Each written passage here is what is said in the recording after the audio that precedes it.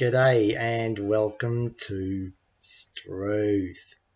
STRUTH is about the more interesting parts of Australian culture, the parts of Australian culture that are more surprising or unexpected for people from other countries.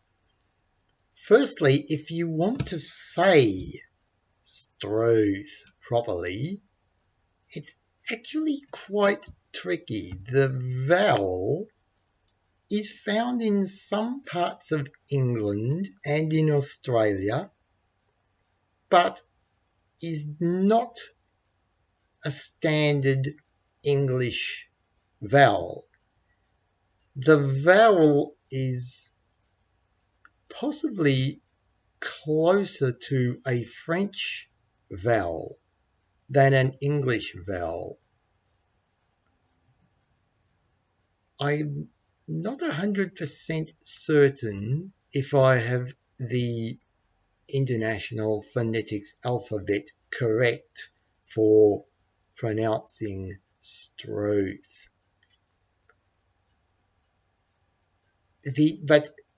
The TR you will find in Australia and some other places is slowly changing to tr rather than tr. It doesn't rhyme with tooth and it doesn't rhyme with earth. It's halfway between those two vowels. So it is formed with the tongue at very much curled back at the back of your mouth, and it is only touching the inside of your mouth right at the back, and your lips are not pursed and not together and not wide apart, just a little bit apart. You can practice that if you like, but let's get on to how we do Christmas in Australia. We learned a lot about Christmas from England, of course.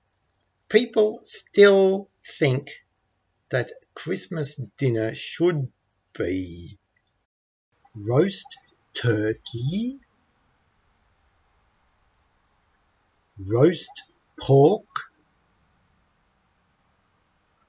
baked ham,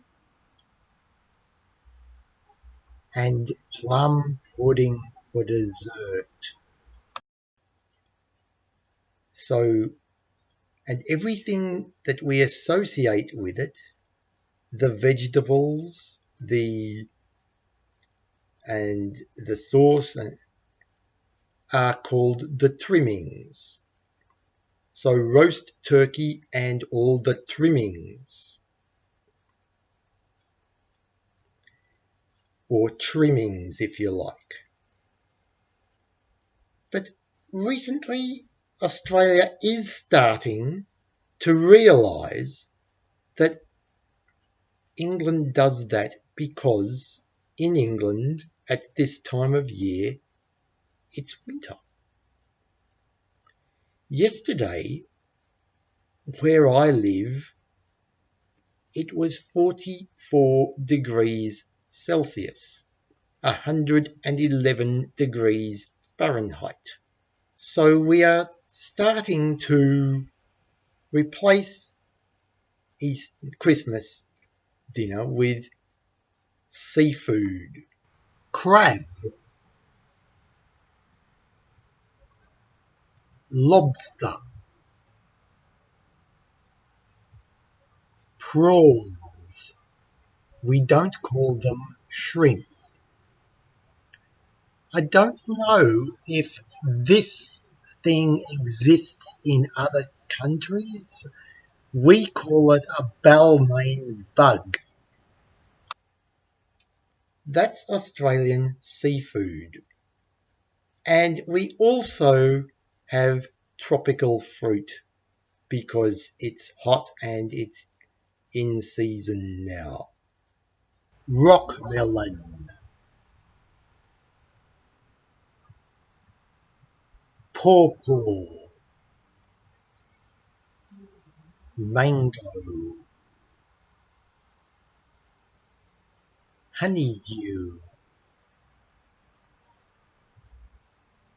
watermelon.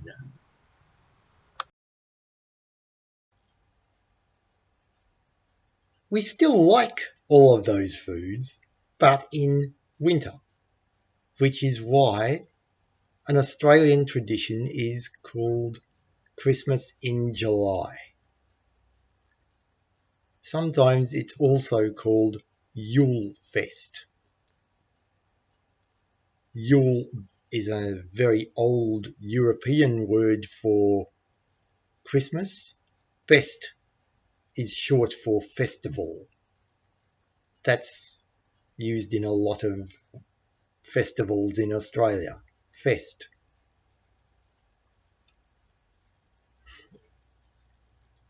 For a lot of parties in Australia, we also have a thing called bring a plate, that you will agree beforehand who is going to bring what. You might say, you bring the meat, you bring the drinks, so you bring the dessert. Everyone will bring something different.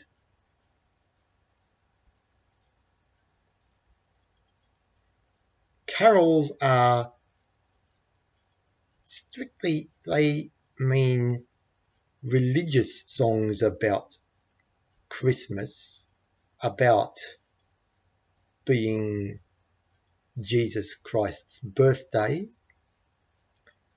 but we often use the word carol for lots of other songs about Christmas. And one tradition that we all love in Australia is carols by candlelight. In carols by candlelight, we sit in a park, everybody has a candle, and everybody sings the carols together as a community. It's probably only in the last 50 or 60 years that we have started using Australian Christmas carols. I have put a few of my favourite Australian Christmas carols on Australian English with Jason on Facebook. John Wheeler wrote one of the most popular ones called The Three Drovers. A drover is somebody who takes a flock of cattle or a flock of sheep from one farm to another, or who takes them to market, or who takes them to be slaughtered for meat.